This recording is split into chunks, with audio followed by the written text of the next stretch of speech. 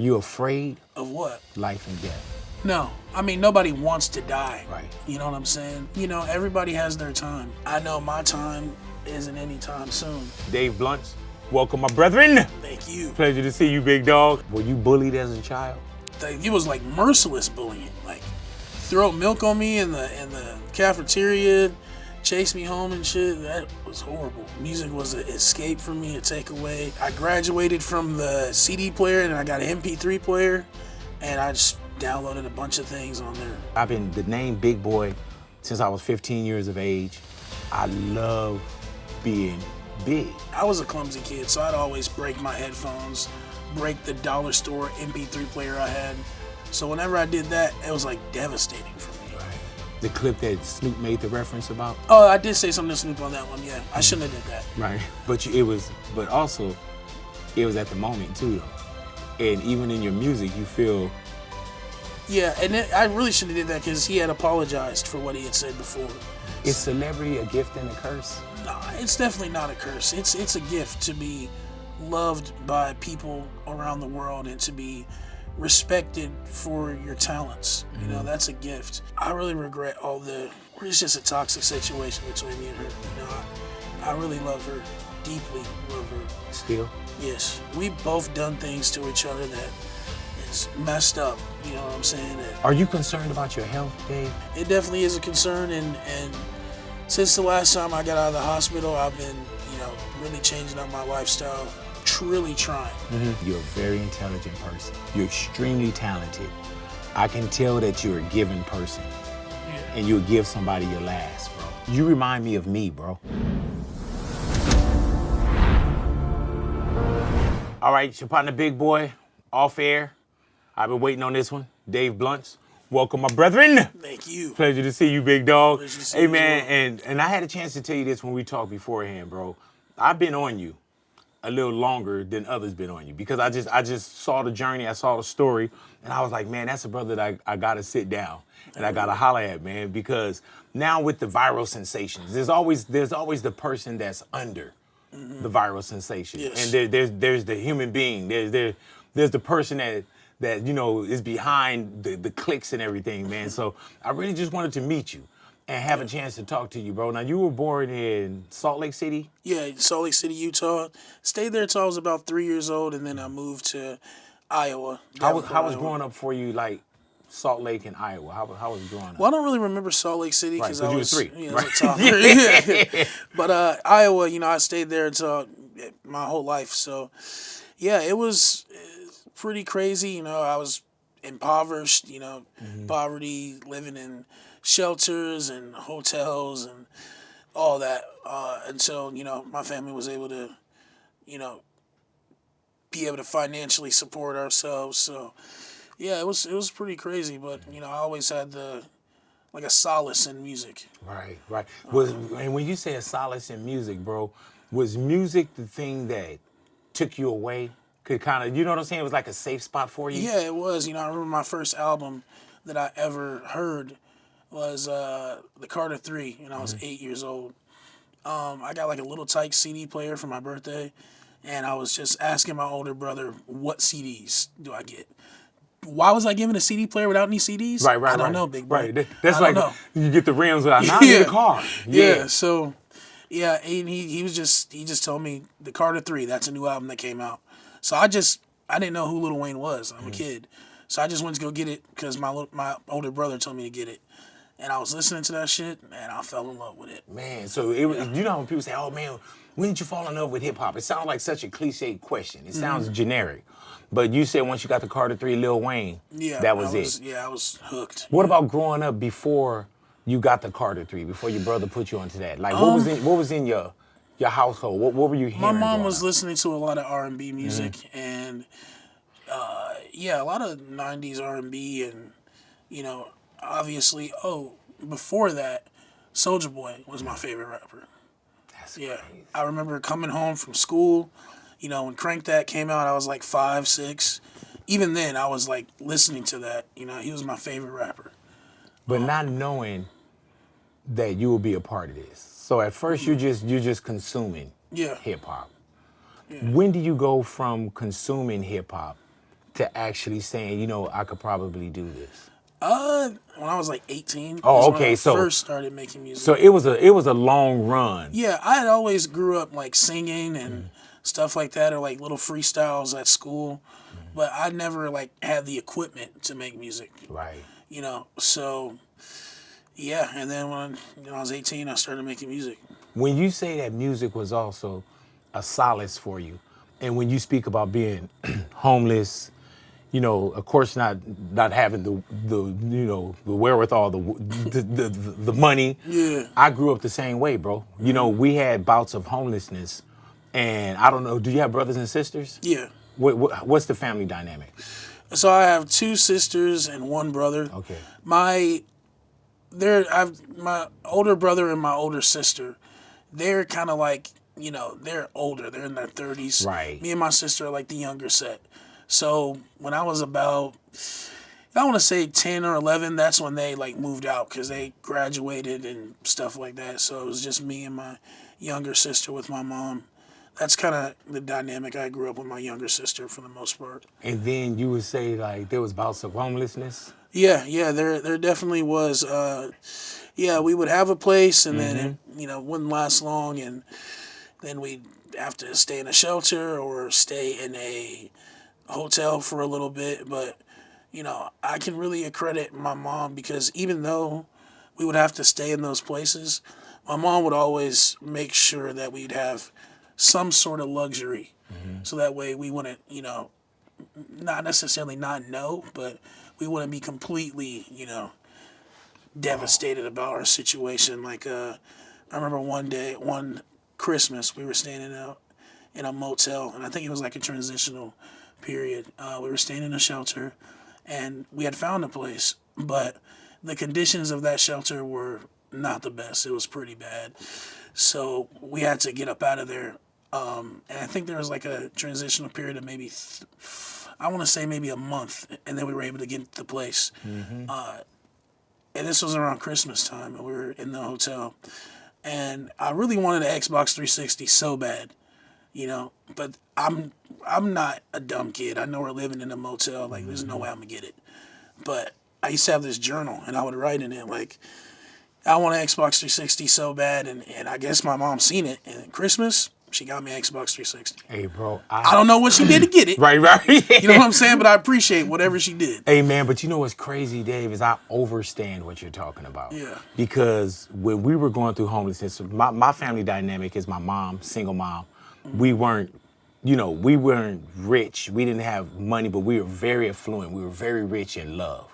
My mom was always, I love you. And even with my mom, it wasn't like, my mom wasn't on drugs. She wasn't this. It's just that, you get these situations where you get into a slippery slope. Yeah.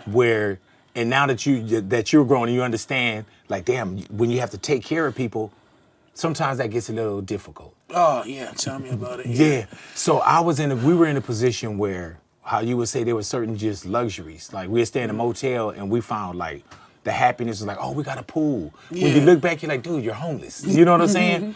We stayed in, the missions, which is the shelters as well. But I think it paid for me a lot of tuition into the school of experience for life. Same And here. I think that's why I hustle and do things the way that I do them, because I saw my mom work so hard. Same here. And I wanted to do not just better for her, but I wanted to do better for us and the family. Did you find yourself early on having those kind of dreams? Like, man, even as a kid, I wanna do something that could take the burden off my mother. Well, my mom has always, since I was a baby, well, she says I don't remember being a baby, but Right. she's always told me, as long as I can remember, that, I was the prodigal son. I was going to be the one to lead us out of poverty. And I was a very depressed child. Like, from the age of 8, I lost my dad, and that's just where I remember the depression beginning. Just realizing what, life was and what death was. And then, when I lost him, I was in the shelter at the time. And then that Christmas, they had like a program in the shelter for like kids get Christmas presents. all the other kids got presents except for me. So it was like my dad died and no Christmas. You know what I'm saying? And as a kid, I'm just like, forget my dad died. There's no Christmas presents. You know, Was your dad with you? Were you living with your dad? Or? No, my mom and dad weren't together, but I had a relationship with him. So yeah, that was really devastating. So yeah, I was just very depressed, and my mom always telling me that I was going to be the one to do it, lead us out. And for years, I didn't believe her. I'm just saying, well, you know, I don't really know what I'm going to do. I didn't have any direction in life, and took till I was about 18 to start making music, and then that's when I was like, okay, this is what I need to do. This is my purpose. And being that young though, bro, did you feel when you say that you noticed at 8, did you know depression at 8? Did you know it, or now that you're of age you could recall? Were you a sad kid I was. at points? I was, but I always hide the sadness with making other people laugh. Yeah, man. I was a class clown. I was always joking and laughing and just being overly silly. And you know, everybody would ask me like, "You're very funny, but you're doing it at the wrong times." And you know, in my head, I'm just like, "Well, it's the right time for me because I'm sad." You know, so I'm just trying to keep from crying. You know? It was an emotional shield. Yeah, exactly. I totally Exactly what it understand was. that, Yeah. bro. I totally understand that, man. With moving, were you moving around the same city, or were you popping up and you always had to readjust? It was the to your same friends? city, Gotcha. and I was very easy at making friends. And I lived in a small town, so it's like I'm gonna see these people again somewhere. Did they know you were homeless? No, I don't think so. No, I don't think they knew that I was homeless. No, no, I don't think they knew that I was homeless. I wasn't going, "Hey kids, I'm homeless." Yeah. You know, I'm not The telling same you. with me though, bro. Like, literally, I would walk home from school. Nobody I went to school with knew we were homeless. Yeah. I would literally walk home from school, and as everybody kind of like went to their houses, I would make this turn, and they would think I was going home. And then when they would get a little further, I would double back and run to the mission or run to the motel. You know what I'm saying? And that's another thing that if it felt like it was just me and my family, and no one else understood what we were going through. Like, I don't have uncles, I don't have cousins. Like, I have a big family because it's me, my mom, which is 7 of us as family. So we had a big family, Ida and the 7 kids. I have 4 sisters and 2 brothers. One of my brothers rest in peace, and my mom rest in peace. But other than that, we didn't have anybody to like depend on, and or we can go stay at this person's house. Did you have that? No, no. Well, there were. Grew up in a big family, but you know, all that stuff is just complicated relationships with other family members. You got people you could stay with, but you don't want to be ridiculed by them. My mom was a very independent person, and a lot of times she just wasn't. She didn't want to put her pride to the side. She's like, "Nah, that's not a good place for us to be." And a lot of times I'm like, "Why can't we just stay with them?" And then I got older and realized, oh, that person is crazy. Yeah. You know what I'm saying? So Yeah. Yeah. You could do bad all by yourself. yeah. And even when you're going through it, bro, there's a difference between like so-called homeless and helpless. Yeah. And hopeless. You know what I'm saying? And some people just don't understand that, bro. With music, were you a headphones kid? Yeah. Yeah. Yeah. Headphones, of course. Yeah. Yeah. So that no matter where you were at, Headphones was on. Yeah. your world was big and your world was vast. Yeah. Because was music a takeaway for you, like a getaway? It was. Yeah. I love, to this day, I still love music. You know, and yeah, music was an escape for me, a takeaway. I graduated from the CD player and I got an MP3 player, and I just downloaded a bunch of things on there. Just different types of music, not even just rap. Yeah, but you know what? You can hear the versatility in your music. Yeah. And you can hear when you say, "Oh, when I was younger, I used to sing." You can hear that. Yeah. You know what I'm saying? And being in a position where you appreciate the music, and the music kind of take you away from current situations and the realities too. Do you feel like where you are now, that you create that for the next kid that's probably sitting down listening to something? Yes, I do. And I know people watching this are gonna be like, "Oh, you're singing about a cup. How could that be?" But it's like, I view my music. I'm an album artist. You know, that's how I view myself. So when it comes, and I view my albums like movies. Now, when there's a movie, they release a trailer, and a trailer is the best parts. It's the catchy parts. It's Mark Wahlberg punching some dude out or jumping out of a car at moving speed. So you might hear me have songs like The Cup or Purple Stuff. That's the trailer. But when you listen to the album, you hear really in-depth songs that are really raw and emotional. So that's what's supposed to drive you in. You're supposed to see Mark Wahlberg beat somebody up, and then you watch the movie, you're like, oh, he's a stay-at-home dad, and he just wants to take care of his family. Right. I remember when I took speech class, they said the first thing you want to do, you want to get someone's attention. Exactly. You know what I'm saying? So you feel like when you say cup, when you say 10 perks, those are kind of, I'm getting your attention. Yes. And then when you come in, you'll be able to see the whole movie. Yes, yeah. Listen to the entire soundtrack. Indeed. Yeah.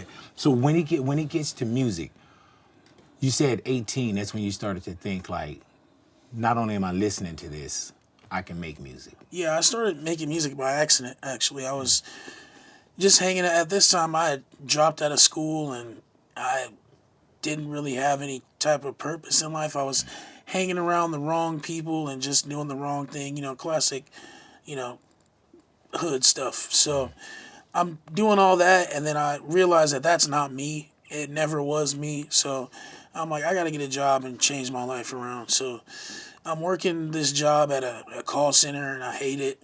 And I hang out with one of my friends, and we go to one of his friends' houses, and we're all drunk. And he's like, you guys want to make a song? And we're like, sure. So he had like equipment in his basement. I make a song, and I loved it. And I'm like, okay, this song sucks, but I can do better. Right. And then it sparked something. Yeah, it did, yeah. Did you, when you say you made that was the first time you were ever in the studio? First time ever, yeah, recording, yeah. What did that ignite something in you? Yeah, it felt like that's what I was supposed to be doing. Mm-hmm. Yeah, it felt like that's what I was supposed to be doing. Did you graduate from high school? No. Why not? Or when you dropped out of school? Yeah, so I went to every year except my senior year, and I didn't have enough credits to graduate anyway. So my mom was just like, yeah, you're just going to get your GED because I'm tired of having to go up to school. Like, I think you needed like 26 credits to graduate, but I probably had like 7. So there was literally no way. So you would have been in like 12th grade, 13th grade, 14th Yeah, grade. exactly. Yeah. So she's like, no, we're not. I wanted to go to my last year just to have for fun. the experience, for the things that we know. Yeah, like, senior night prom, Yeah, and plus it's closing up the journey. Exactly. But yeah, I had fun in school. My memories of school was fun. Yeah. I didn't do none of my work because, bro, I just realized at like early on in high school that I'm not stupid. I'm not slow.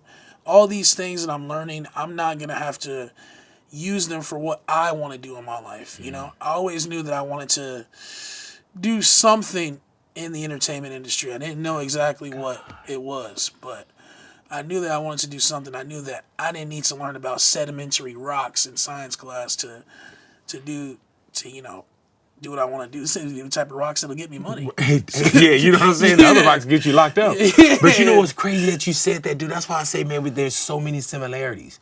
Anyone that know me, I say the same thing. I say, man, I knew I just wanted to do something in entertainment. Yeah. I said those same words, bro. So I did it all. I DJ'd, I rapped, and then what got me closer to music, because I fell in love with music, hip hop at a very early age, like first stage of hip hop. You know what I'm saying?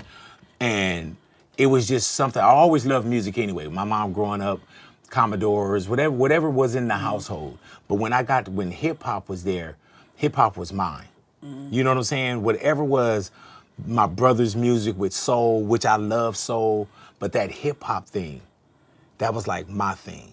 And so it opened up something where I was like, man, I always want to do this. Something around it. DJing, breakdancing, anything that had something to do with hip hop, I fell in love with it. And I would say the same thing, man. I just want to do something in entertainment. So there's a rap group by the name of The Far Side. And The Far Side, their biggest record was Passing Me By. I got a chance I knew the guys that was their manager. Paul Stewart was their manager, and I became their bodyguard. And the reason why I became their bodyguard, I was good with, good with my hands. I had a level head, but it was being around music. It was the traveling, things that, I'd never been anywhere in my life, bro. You know what I'm saying? The only thing, my getaway in my journeys was music, and I can paint beautiful pictures and scenarios in my head. But I had never went anywhere. Going out of town for me, I remember one time we were in San Diego, down to 405 or whatever, I'm out of town. Like, oh, damn, I'm out of town because I didn't know better. You know what I'm saying? But music was this thing that no matter what left me, no matter what I didn't have, I had music. You know what I'm saying? Do you feel the same way? Like, even if I didn't have this, I had music. Yeah. Yeah. Whenever I was a clumsy kid, so I'd always break my headphones, break the dollar store MP3 player I had. So whenever I did that, it was like devastating for me. Right. So yeah, that music was always, something that I felt like I had when I had nothing else. Yeah. Were you bullied as a child? The bullying didn't start until middle school. I was always the class clown, so I made a lot of friends and all that. But then like middle school, where you're around like the older kids, it's just like now my sense of humor. I'm just the dumb kid. My sense of humor is not up to the level of like the 7th and 8th graders. You know what I'm saying? And the other kids. So it's like this is an adjustment period. And then that's when I was like getting bullied. Like they would chase me home. It was like merciless bullying. Like throw milk on me in the cafeteria, chase me home and shit. That was horrible. But thankfully I got kicked out of that school, so I didn't have to deal with that for You too like the much blessing longer. in disguise. Yeah. The curse became the gift. Yeah. Yeah. And then in high school, I don't want to say that I became the bully, but I was like, I just didn't take that shit. Like people would try to roast me, I'd get on their ass. You know what I'm saying? And it got to the point where I would draw crowds, like the whole school. Be in the cafeteria, I'm just meeting some dude is going back and forth roasting. People are recording with their phones, they're laughing. And then like the school would make me leave early because after school, we draw the whole school and me and my friends just be roasting. Like the whole school is surrounding us in a circle, recording. They're like, nah, you can't do this. People stay after school for like 2 hours. Were you a popular kid? This is not like Disney Channel, that's not like real, you know what I'm saying? But like, everybody knew me and kind of got along with me, yeah. But my school wasn't really like, like, hey, nerd, get away, don't sit at our table, that's not that. Right. But yeah, I knew everybody knew me, they liked me. Do they trip off of who you are now? Yeah, it's a small town I live in, so I feel like the hero of the town, they love it, they're all behind it. Being a hero from a small town, though, bro, you know how people think like, man, I gotta be in LA, I gotta be in New York, I gotta be in Atlanta. Did you think that a kid from a small town or a team from a small town could get recognized? Like, how did your music, Dave, how did it get recognized? Well, everybody would always say that, it can't be, but I always knew the power of the internet. Yeah. I knew when people would tell me that, I'm like, bro, it's the internet. You know what I'm saying? That's how things work nowadays. It's the connection. It's to the world, bro. Exactly. So that's was always my mentality when somebody said, oh, you're not going to blow up, just stand here in this scene. I'm like, well, I can't go anywhere else. So I'm going to use the tools that I got until I can get better. And that's what I did. So yeah, just my music got recognized through the internet. I didn't want to upload to TikTok because I'm like, bro, I'm a grown ass man. Right. I'm not gonna be on TikTok shaking it out west. Right, you know right. what I mean? Yeah. I'm a savage. Yeah. Yeah. Yeah. I need to be talking about the current political and economic state of the world. Yeah, bro. Yeah. But no, I posted on TikTok just of me listening to my music, and people just gravitated towards it. How did you find your voice, though? Because you say the first time you did something, it was like, oh, I loved it, but it sucked. You knew you can get better. Yeah, so when I recorded at that one dude's house, he wasn't even my friend. I didn't really know him. So I couldn't really go back over there because, he was a little bit weird. And then, so I started making music on my phone. And this was like, now if you make music on your phone, it'll sound just like a studio. But this was before all that BandLab stuff. So I had to do some whole extra stuff to record music on my phone. And I had a friend who I went to school with that made beats. He was like, "Your music is good, but it needs to be better mixed and all that. Come over here, and you can make music with us." I didn't even know that they had like actual, a setup. Had a computer, mic, and all that. So I was over at his house every day, just making songs, perfecting my sound. And then, he kind of got busy and started doing his own thing. And then after that, I'm like, well, I need to get this equipment for myself. So I got approved for Social Security, and the back pay that they gave me, I used to buy music equipment. Because they give you like back pay as they're like, they let you know months, like, okay, it's going to take a few months to see if you get approved or not. And in that time, they give you the back pay that you waited those months. Were you getting Social Security because your pops passed, or? No, I was getting Social Security because I had severe anxiety, my asthma, and yeah, like my asthma is very severe, and severe anxiety to the point where I wouldn't even, it'd be hard for me to leave the house. So yeah, that's why I was getting How Social old Security. were you when you started to have this severe anxiety? When you recognized it? When I was 20. I knew that I had severe anxiety, but I wasn't like diagnosed or anything. Right. You just knew. Yeah, I knew. And you said you couldn't leave the house, Yeah, so it was bad.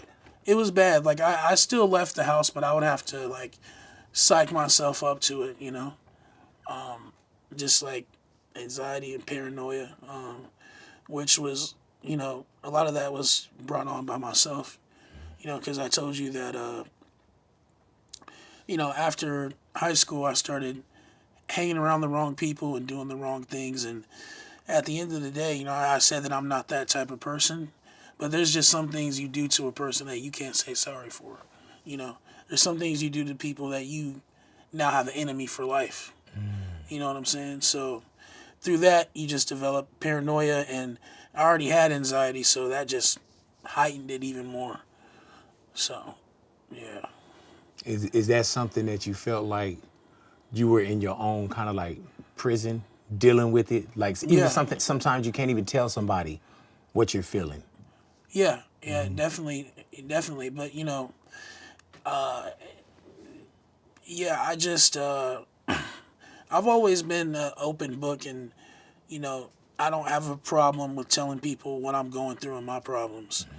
But yeah, it was definitely hard to tell people about that at first, but it just got to the point where, yeah, I gotta seek some sort of help. Did you? I did just enough to get the diagnosis. After that, I didn't really want to keep going to therapy because I didn't see how it didn't really help me.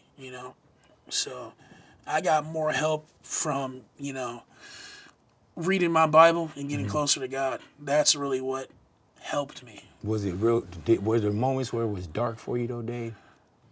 In what way? Just life. You know how for sometimes you sure. can't see. Yeah. For sure, there was moments where it was dark and I had no guidance, and I didn't know what exactly was going on, what I was supposed to be doing in life. When I was working at the call center and just seeing like there was like people, I've worked here for 20, 30 years. I'm just like, bro, I don't want to do this for the rest of my life. What am I going to do? And at that moment, when I quit that job and I'm standing outside and I'm like crying, I'm just like, I'm looking at like the horizon, there's like the sun it's really early in the morning, so the sun's still coming up. I'm like, bro, I gotta make something happen with this music. Like I can't keep doing this. Like this is I can't. What's the reality though when you quit? When you quit the job, what's the reality when you say like, damn, okay, I quit that? You're getting Social Security though at the time. Not at this time, no. So how do you survive? You know Well, what I'm saying? living with my mom still. Right. So, my mom was very proud of me for getting this job and all that and changing my life around. And I told her before I quit, I did call her and I let her know. And she's like, okay, okay. Because she knew that the job was not good and the situation around it. So she's like, okay, I get it. And then, yeah, man, I'm sitting there, I'm crying. And I'm just like, I'm gonna like, I don't care how long it takes. I need to focus on music. So I went home and I probably made like 12 songs that day. And I just kept working on music. And yeah, I used to have to make, my mom didn't know I was making music. I was hiding it from her because my mom is, like I said, she's my biggest supporter, but she's also my biggest hater. Right. So I wanted to keep that from her because I didn't want that to be ruined for me. You know, I didn't know how she was gonna react. I know what biggest supporter means, but Yeah. what do you mean by biggest hater? My mom has her own mental health issues. She has PTSD, and you know my mom is a very sweet, loving, kind person who will help anybody, but when she's going through her moods with PTSD, you know, I don't know who that person is. You know what I'm saying? Does it come periodically? It comes periodically. And There's you can things that notice trigger it. it. You know what I'm Yeah. saying? So Can she work through that? Like still keep her jobs and no, no, she can't. But she still takes care of us. Like, even though I live out here, she lives out there. She still like takes care. She's still taking care of my sister, and she still takes care of her everything she's got going on. She has like agoraphobia as well, which is the fear of leaving the home. But she doesn't have the luxury of doing that because she has She has kids, to. you know. So she has to force her every time she leaves the house. She has to force herself to leave the house. You know what I'm saying? So yeah, like I said, my mom just whenever she would go through those periods, I didn't know who that was, and she would say things to me that you shouldn't say to anybody, let alone your child. But I had to realize as I grew up, I realized that that's not my mom. That's what she's going through.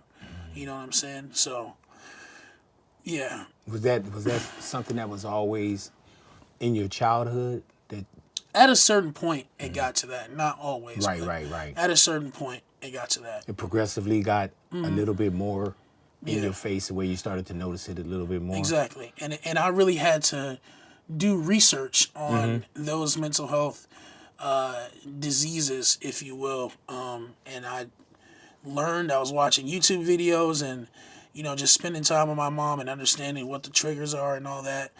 And now, you know, now that I'm like not living with her anymore, our relationship is great. I call my mom every day, and it was great before. You know what I'm saying? But it's even better now that I'm not under her roof. Yeah. know Is what I'm your saying? mom? Is she plus size? Is she? No. No. Okay, because when you even with the not being able to leave the house, sometimes we'll find certain things to kind of, you know, if there's a trigger, we'll go to it. You know what I'm saying? And with me, bro, I didn't even realize. Like, I don't know if you know my story. You know what I'm saying? But you know, I was well over 500 pounds. So with me, bro, food was like, for me, it was like, oh, okay, well, it's crazy because I didn't even realize it until I got older. That, and I'm talking about older, like a few years ago, that I was an emotional eater. You know what I'm saying? And the same way you say, man, people enjoyed me. Like, bro, that was me. People enjoyed me. Big boy. I've been the name Big Boy since I was 15 years of age. I love being big. You know what I'm saying? I love the attention I got. I love, like, you know how some people, they're big and they like, oh man, it's a prison for me. Like, I celebrated being big. And the first time I remember that somebody told me, oh, you're fat or you're gaining weight, I remember exactly how old I was. I was 5 years old, and my sisters had went up to Sacramento for the summer, and when they came back, my sister Sheila, and no, not hurtfully, she said, oh, Kurt, she said, you gained weight, you got fat. I never heard it before.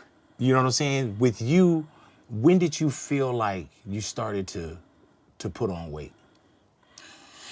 I don't know. Probably the same age as you were talking Yeah. about, around like 5, maybe a little bit older than that. I'm not too sure. But yeah, I've always been, you know, bigger. Yeah. For as long as I can remember.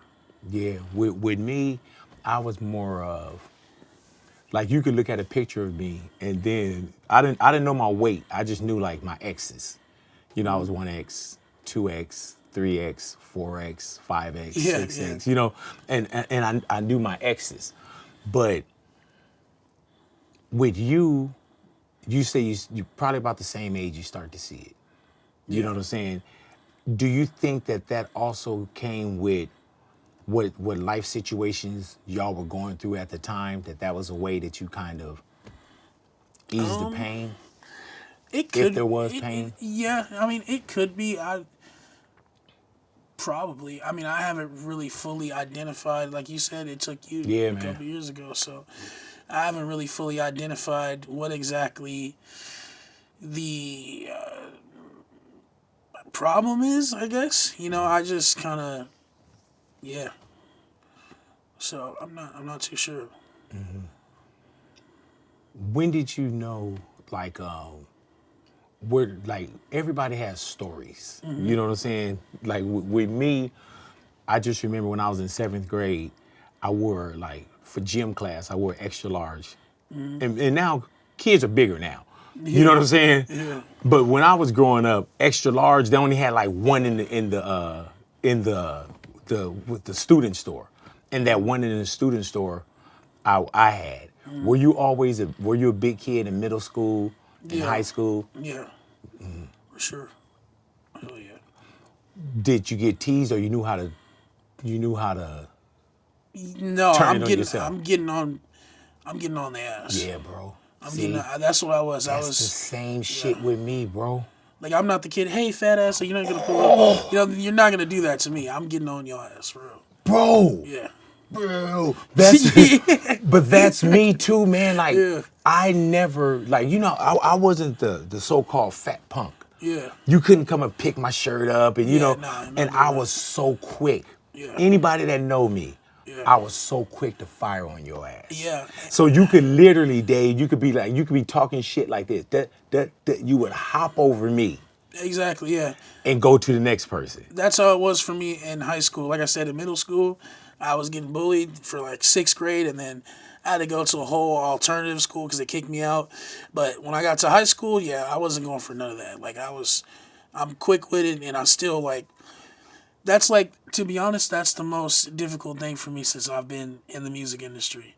There's a lot of people, not gonna say any names, but a lot of people with platforms or celebrities that'll speak on me, and it's just my first instinct is to get on their ass, You know what I'm saying? So I've got on the ass a few times, but you can't really do that. You know what I'm saying? You can't do that. So that's been my hardest thing. I usually will just take it out on some kids on Xbox. You know what I'm saying? Right. Get on Xbox, start talking shit. Dude, it's just different because now, man, with the device, Yeah. everybody has an opinion. Everybody could say something. Like, and I always tell my team too, I'm like, man, when I started to so-called lose the weight, there was no social media. Yeah. I couldn't imagine being 500. I got surgery over 20 years ago. I couldn't imagine being 550. My surgery date, I was 511 pounds. But I lost weight to get to 511 pounds. Yeah. So I'm pretty sure I was over 550, probably 575, whatever it may be. But I couldn't imagine being that size with the devices and the shit that people do now. You know what I'm saying? Like how you'll see somebody on social media say something. I didn't have that. How does that feel to you when you see something? You say you want to clap back, but how does that that shit is everywhere, and people feel like they could do it even more so. People would rather talk shit than give praise right off the bat. How do you deal with that? I'm still trying to figure it Yeah, out. Like man. I said, my first instinct is to get on people. It just is to respond, get on their ass. But when I start doing that, people are like, oh, Dave wants us crying. Dave wants us crying instead of changing the problem. And I'm like, what? This is my first. He says something about me, I'm going to say something back. But I guess it's me being viewed as crying. Whatever, y'all got it. So I feel, a lot of times, bro, I feel like I'm trapped in a prison cell. Like I can't be myself. I can't do that first instinct that I always do. If you was ask anybody from my town, they don't play with me like that, bro, because I'm known for getting on asses. Is celebrity a gift and a curse? It's a gift. It's a gift. I don't want to say it's a curse because nah, it's definitely not a curse. It's a gift to be loved by people around the world and to be respected for your talents. You know, that's a gift. Now, does it come anything in life is a gift. You know what I'm saying? But there's certain things in life that you don't necessarily like. I'm not cursed by just being born. I'm not cursed because I'm a celebrity. There's certain things about being a celebrity that I don't necessarily like, but it's not a curse at all. Yeah, I'm pretty sure there's some things about being a mailman, Yeah, being yeah. a chef. Yeah, great answer, bro. Great answer. But it's also one of them things, man, where you look at it and do any of that shit hurt? It only hurts because I can't respond. It only does, you know? That's the only thing, because I can't respond without people thinking that I'm crying or... Yeah, that's the only thing, bro. That's the only thing. Like, because that's what I'm known for back home, bro. I'm known for really getting on people's asses if they try to say something to me. So I can't, and I just got to take it, you know? Is it worth it? Yeah. Yeah, It's I was gonna worth say, it. yeah, I was Yeah, gonna it's say, worth like, it. yeah, Yeah. Kathy. But you live a lot. Like for me, from even just listening to, not just the cup, you know what I'm saying? But when you listen to your album or you listen to your music seems therapeutic. It's almost like I'm reading your journal. It's almost like I'm reading Exactly. your diary. Exactly. That's what I'm going for, you know.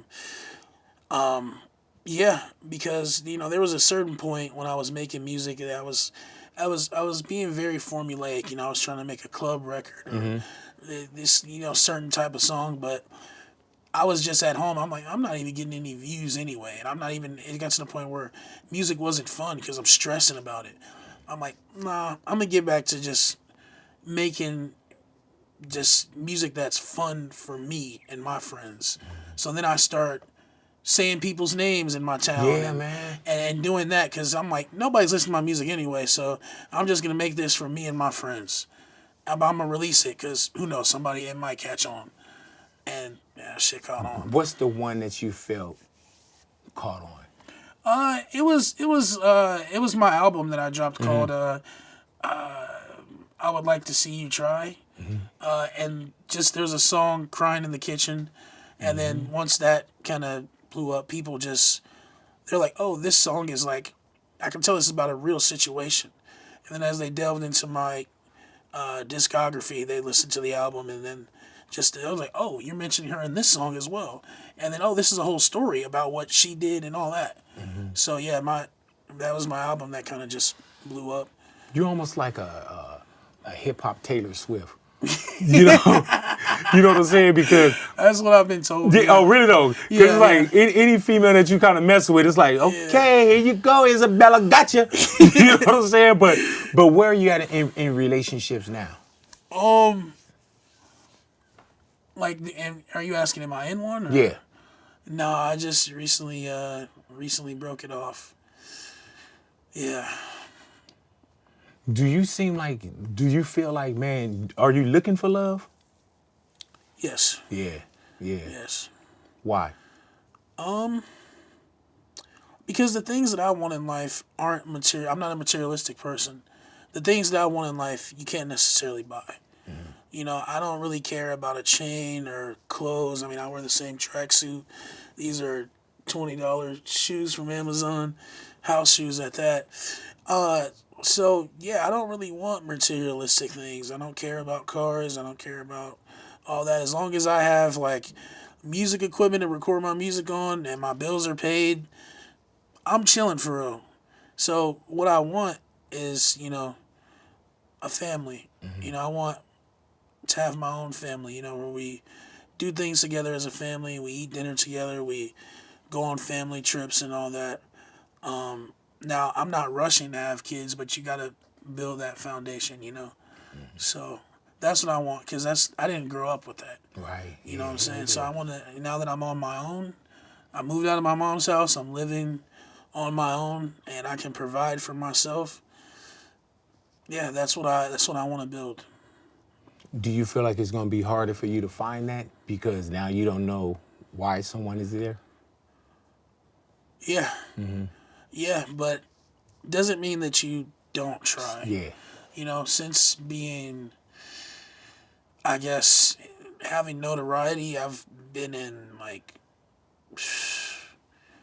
how many? Like 50 50. relationships? No. Go ahead. It seems like it. It No. seems like it, but there's been 2 situations, and they were back to back, where I realized that, yeah, this person isn't really for me. Yeah. You put the pain in your music, though. Yeah. Yeah, and it's all in real time. So when you listen to the albums, you're like, oh, he's talking to this girl. I wonder how it's going. Then, ooh, some things may not be going Yeah, good. Next man. song, third song, oh, she did him wrong. Yeah. You know? And that's why even right now when you said that y'all just broke up, I'm like, Yeah. well, shit, by Saturday, she probably may be back. You know what I'm saying? But Yeah. but that's what I'm saying, dude. Like, yo, you really, when somebody say, man, I go in the booth or I get on the mic and I talk my life, I feel like a lot of your material is that. Yeah. That you're talking your life, and those of us that understand it, and maybe we're not going through something, with that particular person you're talking about, but we know how to tap into it with either my ex Yeah, we all have our own Isabel. yeah. You know what I'm saying? And even with when you make your exes famous. Yeah. Yeah. Yeah. Yeah. People tell me I gotta stop doing that, but I don't mean to. I'm just saying my life. Do you feel like you're an open book sometimes? Yeah, I Yeah. definitely do feel like I'm open book, and I do that because I know that what I'm going through, other people are going through as well, and it'll help them. And also, I'm looking for, when I put it out there, I'm like, okay, I feel like I'm the only one going through this. So I'm like, let me see if somebody else is going through this as well. And yeah, it helps. It helps me. You know, people tell me that they listen to my music and they feel like they're not alone. Well, when I put it out there and people say that they are going through that, it makes me feel like I'm not alone as well. Have you ever thought about something that's come out where you say like, damn, I shouldn't have said that?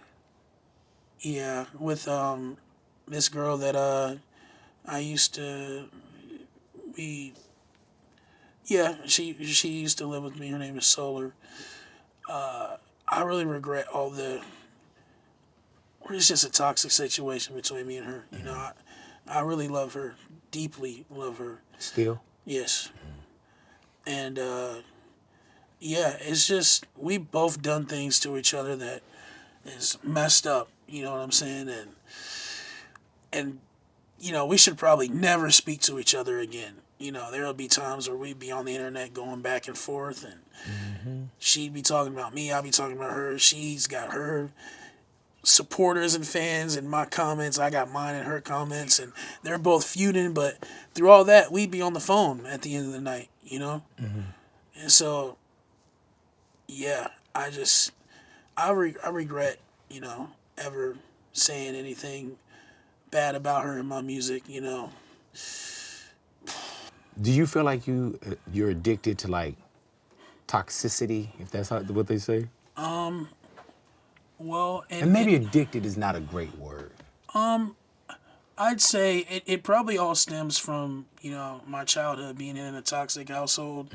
Like I told you, arguing and yelling and all that. So I guess I just picked up those habits, and I'm really trying to break them, but it's hard, and I just, yeah, me and Solar was very toxic, and we still talk to this day, and I really love her, and I really care about her, and I just want her to come home, I just want her to come home, and yeah. Do you feel like, bro, like, do you need someone to complete you? No, I know that I don't need someone. Right. It feels like I need her though. It does feel like that. Yeah. At any cost? What do you mean by that?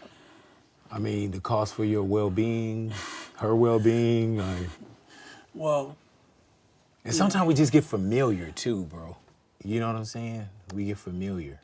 yeah, but I mean, I haven't really been able to sleep too good without her here, you know. So Is she here in LA as well? no, not anymore. Oh, so she's gone. Yeah, Have you recorded since she left? yeah, Oh shit. yeah, yeah. But yeah, no, I don't feel my house doesn't feel like a home without her there. Yeah, I want her to come back, and you know we're still cool. I be trying to get her to come back, and she's just like she wants to, but it's complicated. How did y'all meet? Discord. Yeah. So yeah. Explain. What Discord is? Yeah, how did y'all meet? Oh, well, I had a mutual friend. We had mutual friends, and you know, one day my friend sent me a picture. She's like, "Hey, come to the server. There's girls in there." And I'm like, and he sent me a picture of her. I'm like, "Damn, she's the most beautiful girl I've ever seen in my life. I gotta go in there and talk to her." So I go into the server. I start talking to her, and the other dudes are talking over me. Oh, she doesn't want you, bro. She doesn't want you. All that. I'm like, bro, what is y'all doing? They just talking over me every time. And I'm like, hey, Solar, send me your number. I'd start screaming that, just yelling, spamming it. I'm like, send me your number. If you're trying to talk, send me your number, and I'll leave. Then, 30 minutes later, she sends me her number.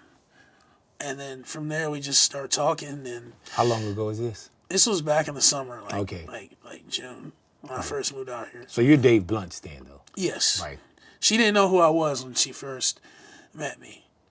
And then, like, as we started, you know, having conversations, then, you know, she knew who I was. So, yeah. But man, I mean, when you listen to your music, you talking about somebody hit this other guy and hit, you know, are you very forgiving? She didn't do any of that. Right. Yeah. Yeah, make that clear. Am I very forgiving? It's that toxic shit, bro. Right, It's just that toxicness. It's like, I'll be like, bro, why would I ever talk to that person again? But then it's like, I get to thinking about the good times. And Right. yeah, bro, it's just, it's complicated. And nobody will ever be able to wrap their head around what me and my bitch got going on. Right, yeah. You know what I'm saying? So And then sometimes you don't even want to explain it either, though. You know I'll what I'm explain saying? it, but it's in like, your music, shit, I know. Fuck. yeah. But yeah, it gets exhausting. Like I know people come up to Solar all the time. Why would you ever want to talk to him again when he said this about you and that? And then they'll come to me. Why would you ever want to talk to her if she did this and that? And I'm just like, bruh, y'all, the connection and bond that we have is different. And plus we're on the outside looking in too. Yeah. But I don't know if have you ever been on an airplane? Yeah. Okay, so the first thing they tell you on an airplane, do you know what one of the first instructions they give If you? it's going down, put the oxygen on yourself and then the kids. Yes. So with that being said, you got to take care of you first. Yeah. You know what I'm saying? Like you got to secure your mask. And then you be able to, you know what I'm saying? You'll be able to take care of any and everybody else, but you got to take care of you. Yeah. You know what I'm saying? And then you could be the best for Solar or Isabella or Samantha, Jennifer, you know, Kyron, you know, any female that Sharon. I don't think Kyron is a female. Karen. But it depends on how you spell it. Okay. You know what I'm saying? Depends on how you spell it, you know.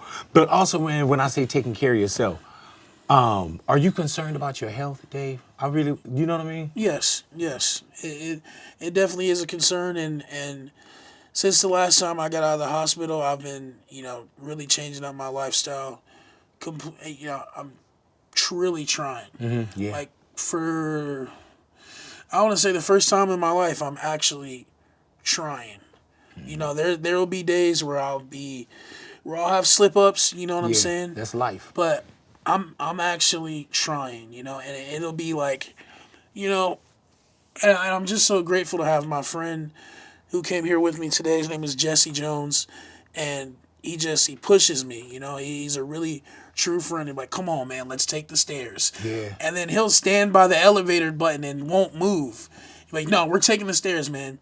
If you take this elevator, that means that Isabella won. Oh, Do yeah. you want her to win? I'm like, come on, bro. You don't gotta do that. He got to use what he got to get what he wants, though. I'm like, all right. And you got to understand, and you got to want it for yourself too, though. Yeah, You know what yeah. I'm saying? You got to want it for yourself, bro. I do for sure. And I know that you got a tour coming up. Yeah. We was talking about that, you know. Yes, And excited. with that tour that's coming up, bro, like when I was when at my biggest, and I'm pretty sure there's so many things that we can identify with, right? Mm-hmm. I couldn't, you know, fly without buying 2 seats. Correct. I couldn't, you know, I had to have seatbelt extensions.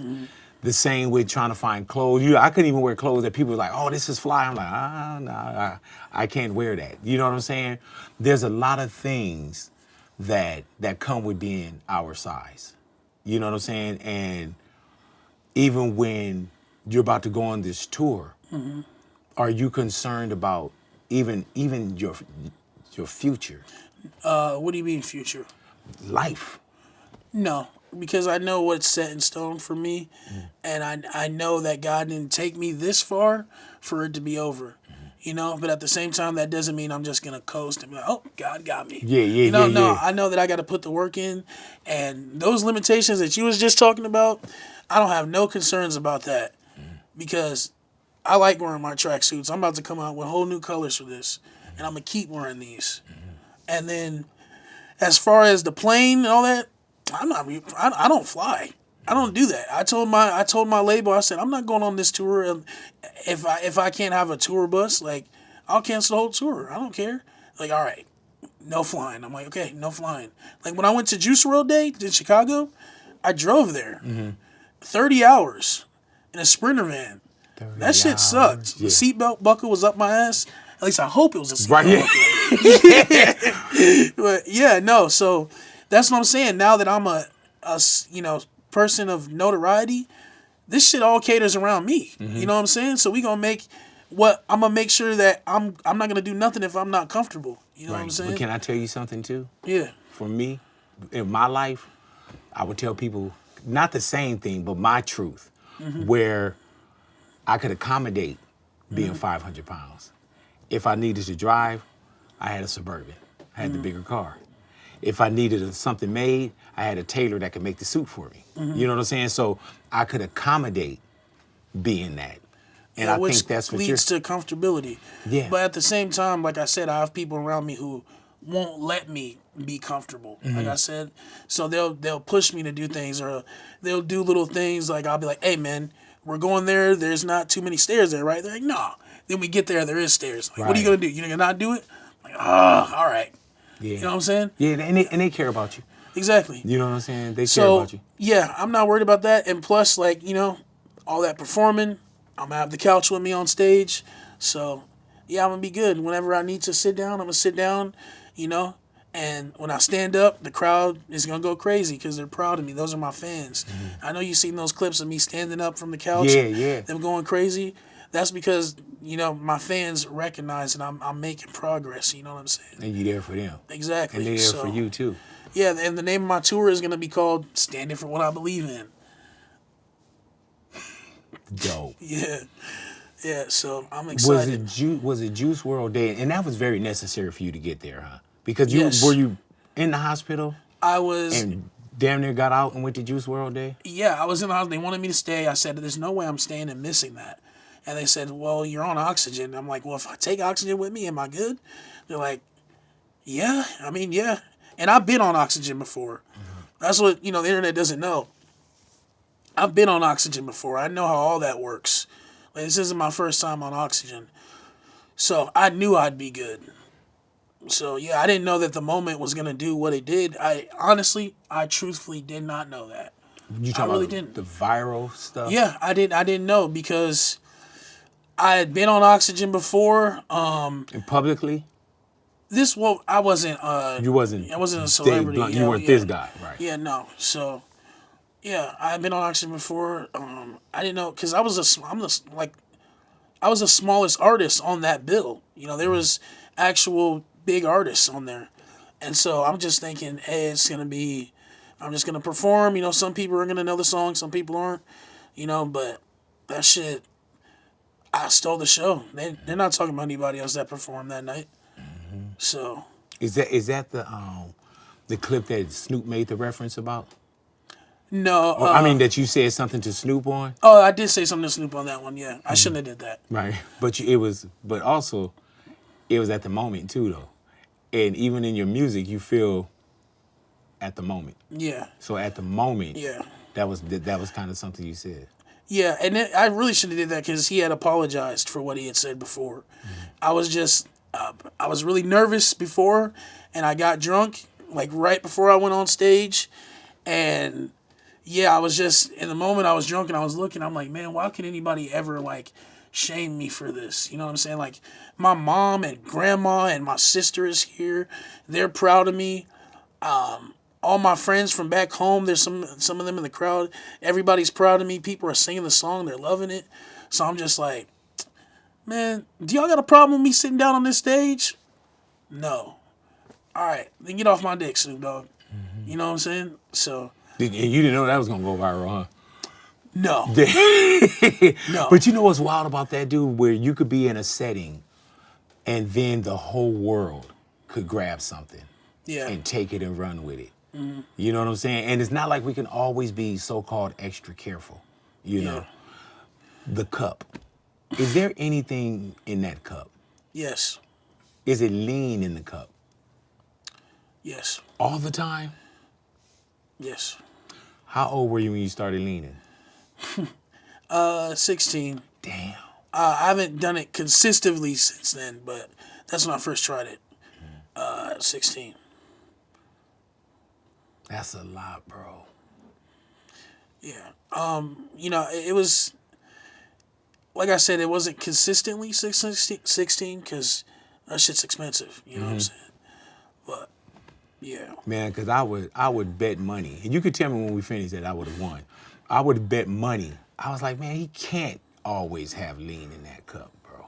You know what I'm saying? Like, Anytime that, you know, you see me on camera with the cup, yeah. damn. However, I would like to make an announcement here. I've significantly cut back since last time I've been in the hospital. Significantly cut back. I haven't put the cup down completely. Right. You know, that's just me being honest. But I'm weaning myself off of it. The cup will eventually be put down. Eventually. You know, hopefully before it puts me down. Right, But, right. yeah, no, I've cut back. What do your doctors say? Same thing the internet says, put down the cup. So, And when you go to the hospital, what's if there's a reason besides like obesity or anything like? If you go to the hospital, what could be the reason why you're in? asthma. A lot of times it's my asthma mixed with like, you know, I have like heart failure. So that'll cause like fluids to, I guess, leak from my heart to the rest of my body, which will cause swelling and it'll cause like fluid in my lungs to where I can't breathe. So yeah, a lot of times I'll have to go there to get the fluids off. So, but I'm not going back to the hospital, bro. I can't. Are they looking at congestive heart failure? You ever had that? Or is that what they're looking at? I think I have heart failure, congestive heart failure. It might be that, but yeah, I'm not going back to the hospital, bro. I'm changing my life around because I can't do it again. I can't. Last time I was in there, bro, like some dude was recording me. I saw that shit, Yeah, man. you know, I can't do it, bro. I hate it. Every time I have to go to the hospital, I know that I gotta go 2 weeks before, but I'm just dreading it. I'm like, I'm gonna go tomorrow. No. Have you had a real bad health scare?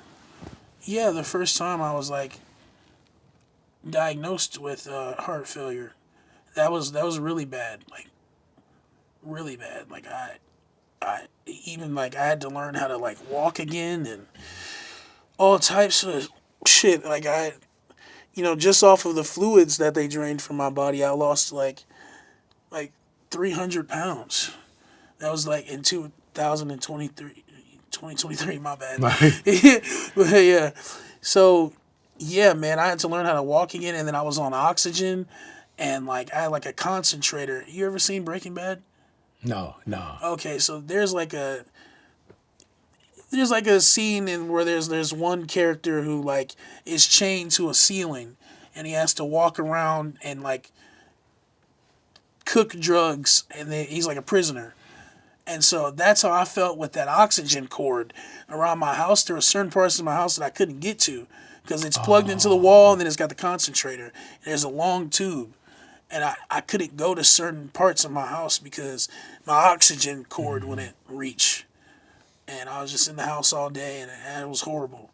Like the worst time of my life. So, yeah, that health scare was pretty bad, even after I got home.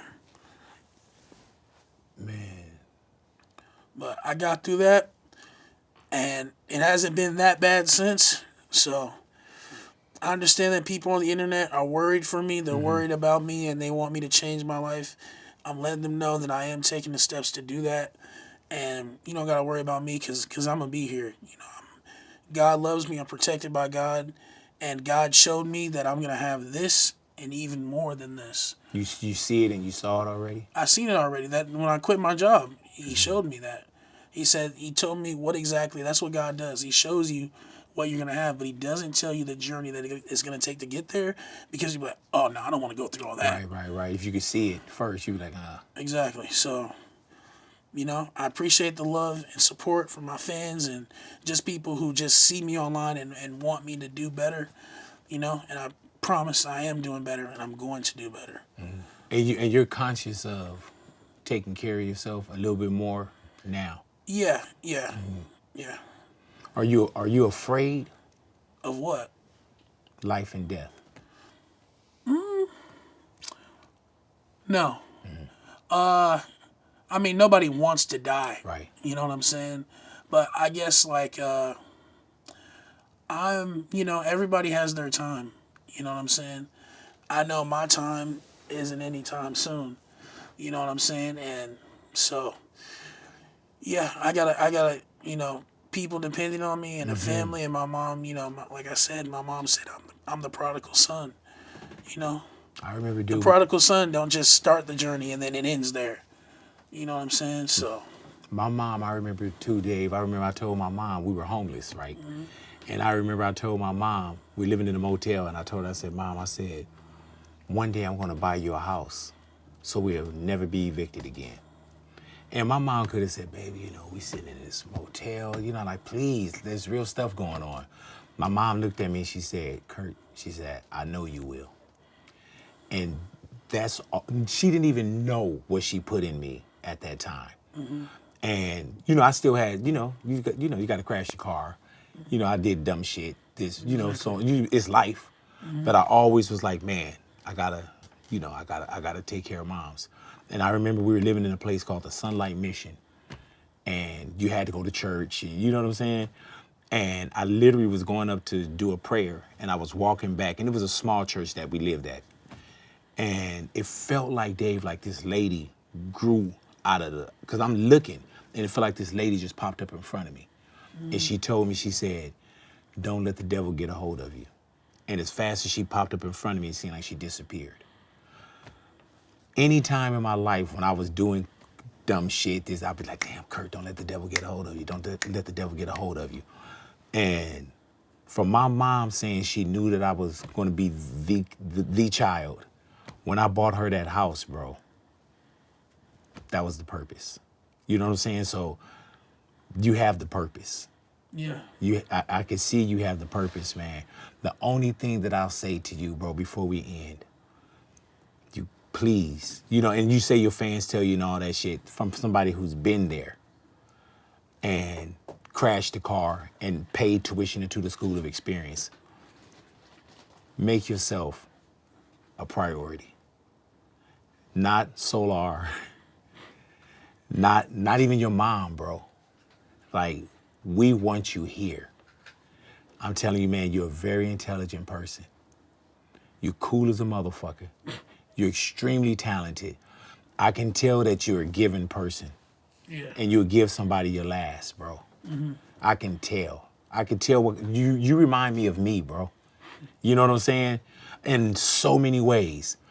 But I'm telling you, man, please, Dave. And this is not me preaching to you because this is your big homie. I've been there. And this isn't me talking to you because I've lost weight and I had gastric bypass surgery and all that shit. You got to take care of yourself so you can take care of the others. You're right. Do you hear me? Yeah. And this isn't me preaching to you, man, because I fucking love what your journey looked like, but that's the shit that's in the rearview mirror. What you're doing now, bro, is you're looking through the windshield. When you look through the windshield, there's so much Dave Blunts ahead of us, ahead of you. But you got to be here to take care of the journey, man. And don't accommodate being your size. And I say that with love.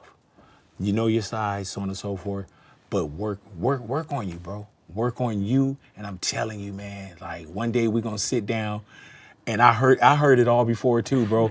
And not that I would get mad, but I heard it. You know what I'm saying? But at some point, like I always tell people, with me, my mom died at 57.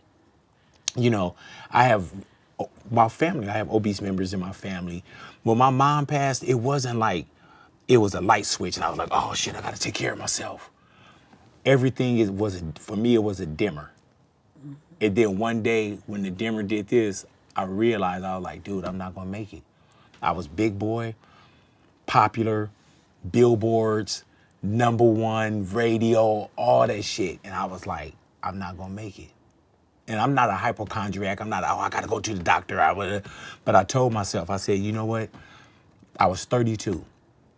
I said to myself, I said, man, do you see, I asked myself, I said, do I have more years behind me than I have in front of me?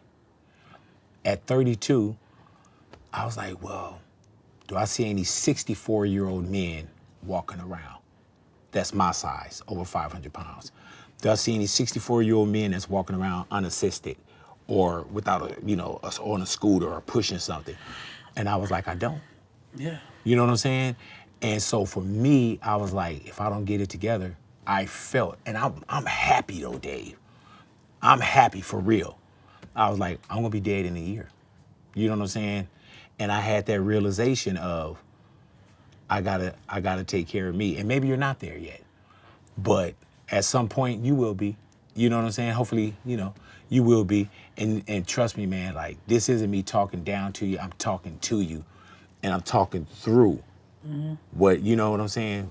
Like where I was at. And I remember I wrote my book, and there was this lady, she told me, she said, nothing tastes better than life.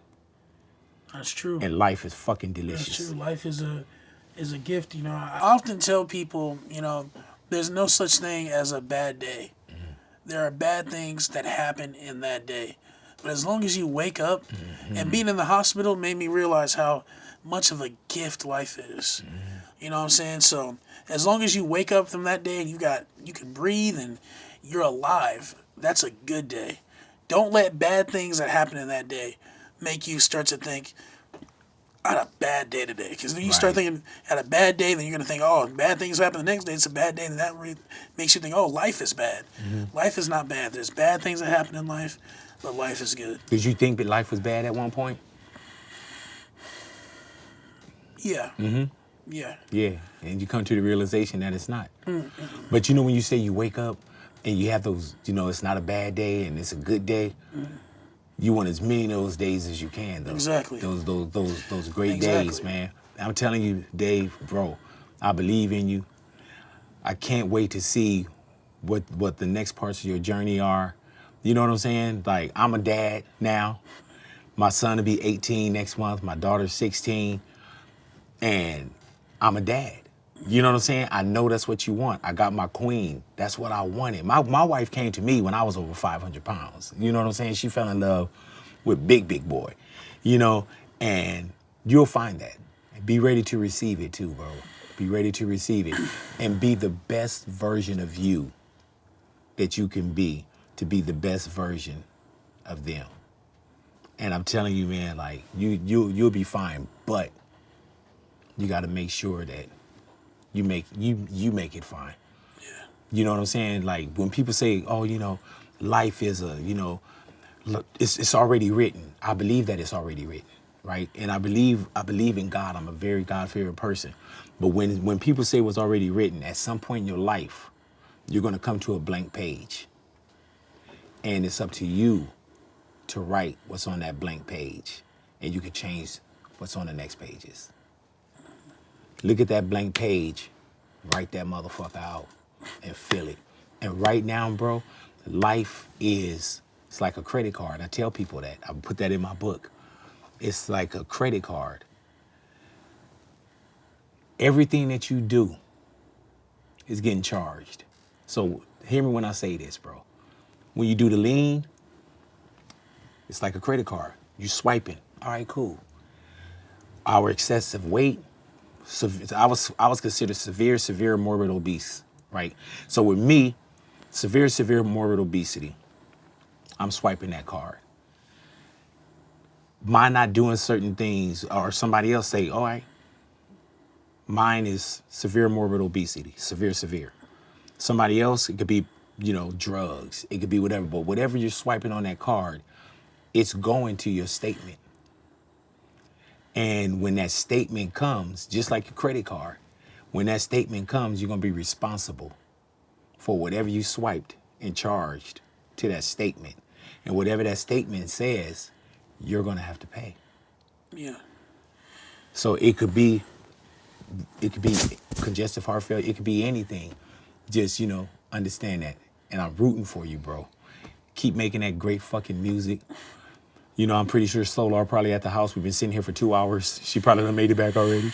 Hopefully, hopefully she came back. But man, let me tell you, bro, you got such a good fucking heart, bro. And it is a pleasure to sit down and talk to you off air, bro. It's a pleasure. And hopefully, man, you enjoyed having a conversation with me, bro. I did. Anybody ever tell you kind of look like Denzel? Nah, hell no. You kinda do. You doing this black people shit. No, you really do kind of look like blacks Denzel, for Trump. bro. You know what I'm saying?